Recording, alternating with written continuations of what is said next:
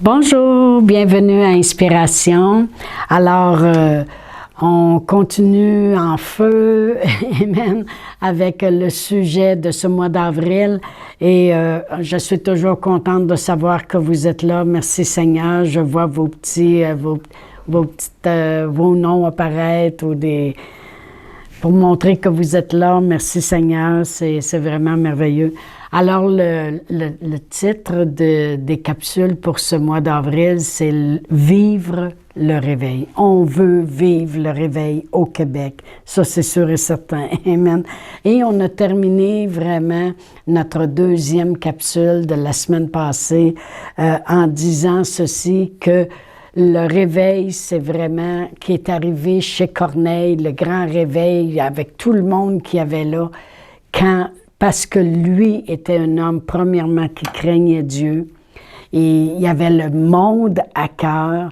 Il faisait des aumônes. Et quand que Pierre pouvait venir, il a rempli la maison pleine de gens.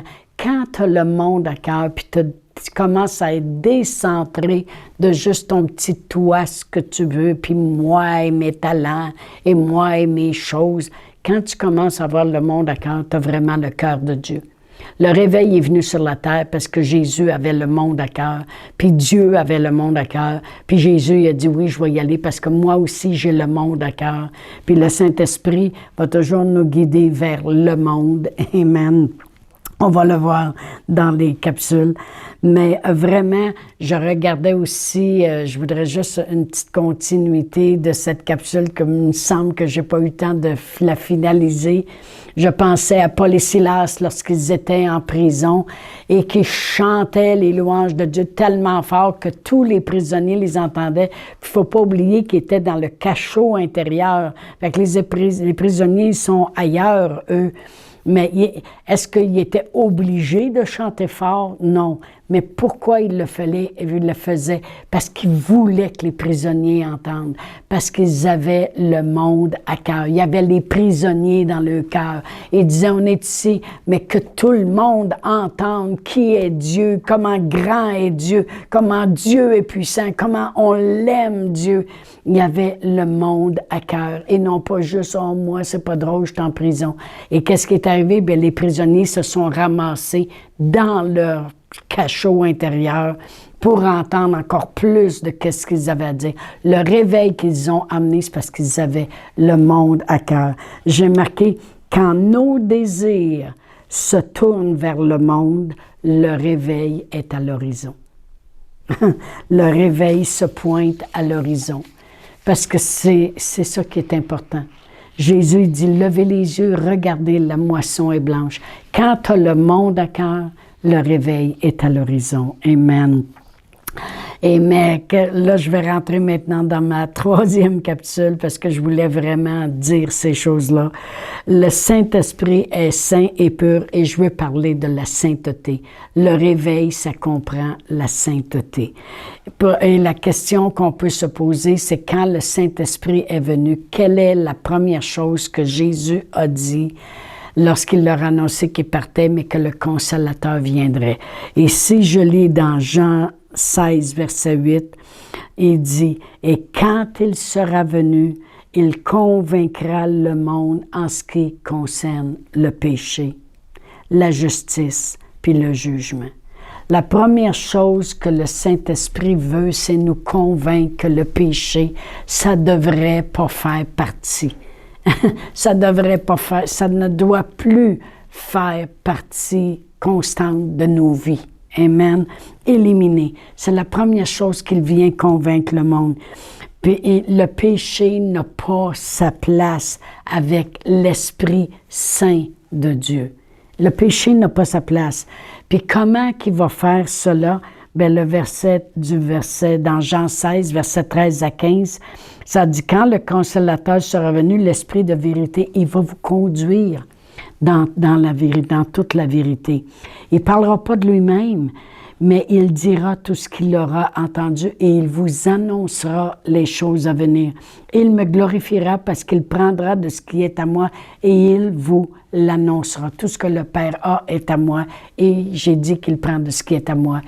et qui vous l'annonce. Vraiment, comment il va faire ça? Il va nous conduire dans la vérité. Dieu t'aime. Tu es précieux à ses yeux. Dieu, il peut pourvoir à tous tes besoins. Dieu a tant aimé le monde qu'il a envoyé son Fils. Il nous conduit dans ce qui est la vérité. Il dit les choses qu'il a entendues.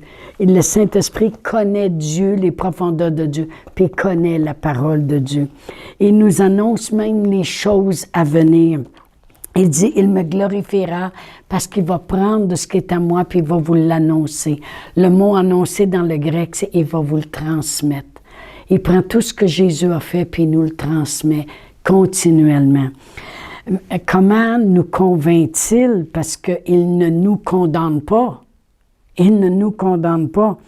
Et pourquoi il le fait de cette façon? Parce que le Saint-Esprit connaît la parole de Dieu, puis il connaît la grâce de Dieu, il connaît Dieu, puis il connaît l'amour de Dieu, puis il connaît l'amour que Jésus a eu envers nous. Il le fait par amour. Dans Romains 2, verset 4, ça dit « Où méprises-tu les richesses de sa bonté, de sa patience, de sa longanimité? » Parce que l'amour est patient, l'amour est bon, l'amour endure tout, supporte tout, excuse tout.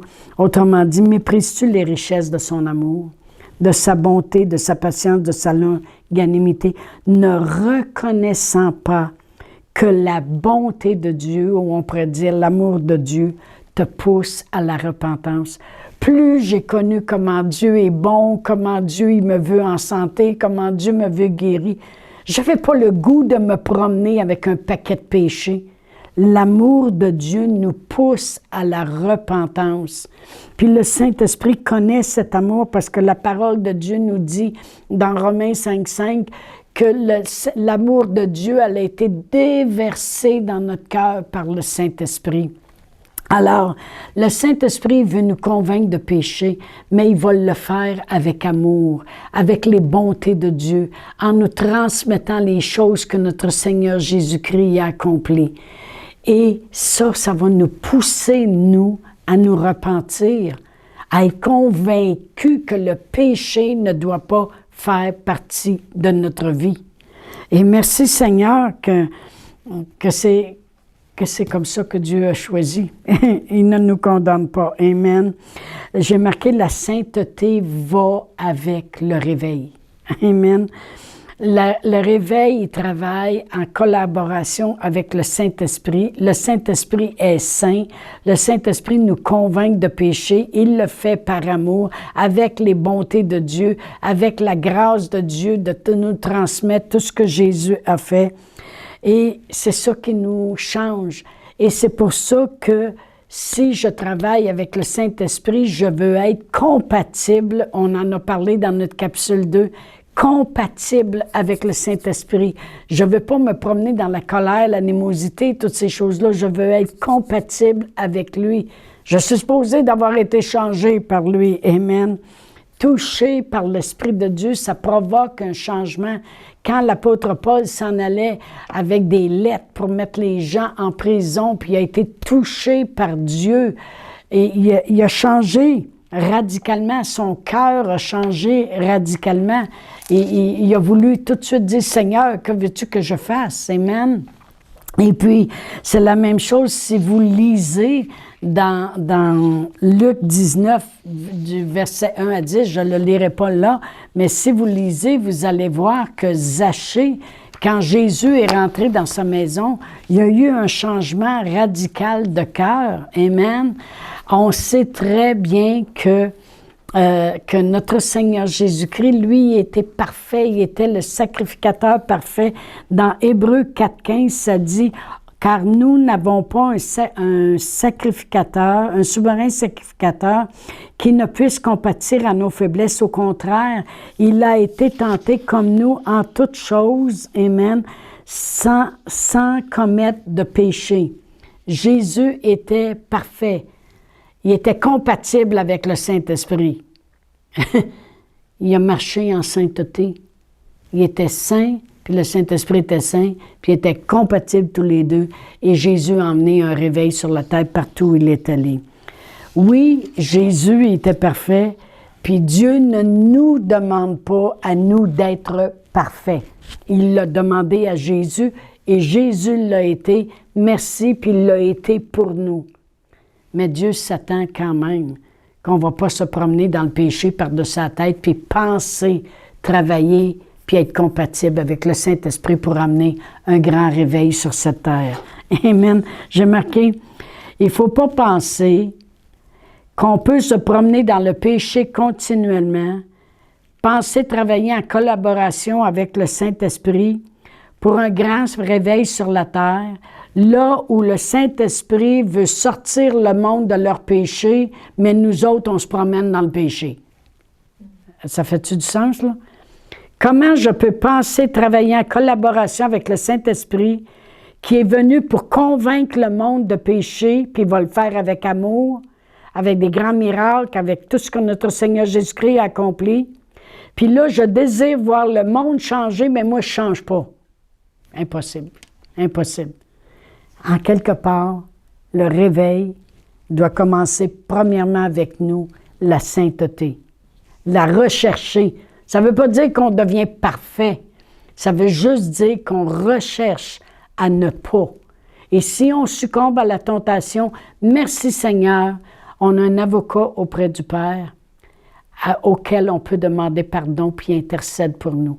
Puis on peut dire, Père éternel, je te demande pardon. Et on est lavé automatiquement. On peut recontinuer à être compatible avec le Saint-Esprit. Amen. Dans Jean 15, verset 22, Jésus a parlé puis a dit, « Si je n'étais pas venu et que je ne leur ai point parlé, autrement dit la vérité, ils n'auraient pas de péché. Mais maintenant, ils n'ont aucune excuse de leur péché. » Autrement dit, quand une personne est dans la noirceur, elle ne réalise pas ce qu'est le péché. Mais quand on vient à la connaissance de la parole de Dieu, maintenant, il nous a parlé, on connaît autre chose. Mais on n'a pas d'excuse pour se promener. Je ne peux pas dire, « Oh, ben là, je marche sous la grâce, puis en dessous de la grâce, je peux faire ce que je veux. » Non, on n'a pas d'excuse pour rester dans le péché. Amen, gloire à Dieu. Mais là, je parle de vouloir voir le grand réveil de Dieu sur la terre. Le réveil où il va y avoir les miracles, la bonté de Dieu en manifestation, le monde soit sauvé, qu'enfin le monde va connaître Dieu. On veut voir Dieu travailler dans leur cœur, dans le cœur des gens, les changer, les transformer, puis nous, on demeurerait dans le péché. Ça ne fait pas de sens. Amen. Jésus a présenté son corps saint pour nous. Regardez ce que Romains 12, 1 dit. « Je vous exhorte donc, frères, c'est l'apôtre Paul qui parle, par les compassions de Dieu, à présenter vos corps comme un sacrifice vivant, saint puis agréable à Dieu, qui sera de votre part un culte raisonnable. » Jésus a présenté son corps à la croix saint, un souverain sacrificateur qui est capable de compatir pour nous. Et c'est pour ça qu'il nous comprend, puis c'est pour ça qu'il dit « Demandez pardon, puis ça va vous être pardonné, je vous comprends. » Mais même la femme en adultère, quand il dit « Je ne te condamne pas, toi non plus », mais après ça, il a dit « Va et ne pêche plus ». Il s'attend qu'on est pardonné, mais qu'on ne va pas passer notre temps à demeurer comme on était. Amen. Mais il dit, Jésus a présenté lui-même son corps saint pour nous sauver. Il nous demande aussi, il parle au travers de l'apôtre Paul, il dit, je vous exhorte donc, frères, par les compassions de Dieu, à présenter comme un sacrifice vos corps, comme un sacrifice vivant, saint et agréable à Dieu, ce qui sera de votre part un culte raisonnable. Présentez-vous devant Dieu en ayant demandé pardon, en voulant marcher dans la sainteté. Dieu, il sait si tu veux faire des efforts pour changer. Il le sait. Je veux vraiment être compatible avec le Saint-Esprit. C'est pas « c'est pas grave si je prie pas. C'est pas grave si je ne vais pas à l'église à tous les semaines. C'est pas grave si je témoigne pas. C'est pas grave. » Savez-vous quoi? Ça peut devenir grave un jour. À force de ne pas faire les choses, ça peut devenir grave un jour. Amen. J'ai dit, on ne peut pas expérimenter en étant nonchalant, puis en même temps vouloir que le monde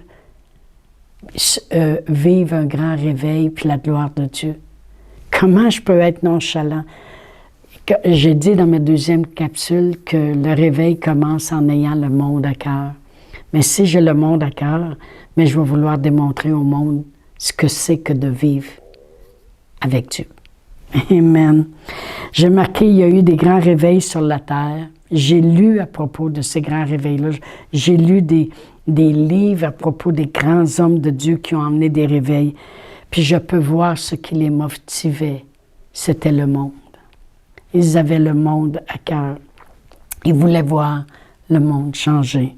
À un tel point qu'ils étaient prêts à laisser le désir de côté, le vie de côté, et suivre Dieu. Amen. Leur seul but était de voir le monde sauvé. On ne peut pas, j'ai marqué, être un chrétien centré seulement sur nous-mêmes, puis vouloir vivre le réveil. Alors, c'est ce que j'avais vraiment à partager aujourd'hui. Et puis, j'espère que vous comprenez vraiment que c'est avec douceur et amour que j'aime à vous parler de comment vivre ce réveil, parce que je veux voir le réveil au Québec. Alors, je vous dis à la semaine prochaine. Au revoir. Chantal Paulus est avec vous tous les jours du lundi au vendredi sur Facebook et YouTube. Vous pouvez écrire à Chantal en privé sur Messenger. Si vous avez manqué une capsule, retrouvez-la sur la section vidéo de Facebook ou sur YouTube si vous désirez faire un don par Interac. Voici l'adresse courriel capsule.inspiration@gmail.com. Le mot de passe est inspiration au pluriel. Vous pouvez aussi faire un don par www.eslr.org/DONS. Veuillez indiquer en mémo Capsule Inspiration.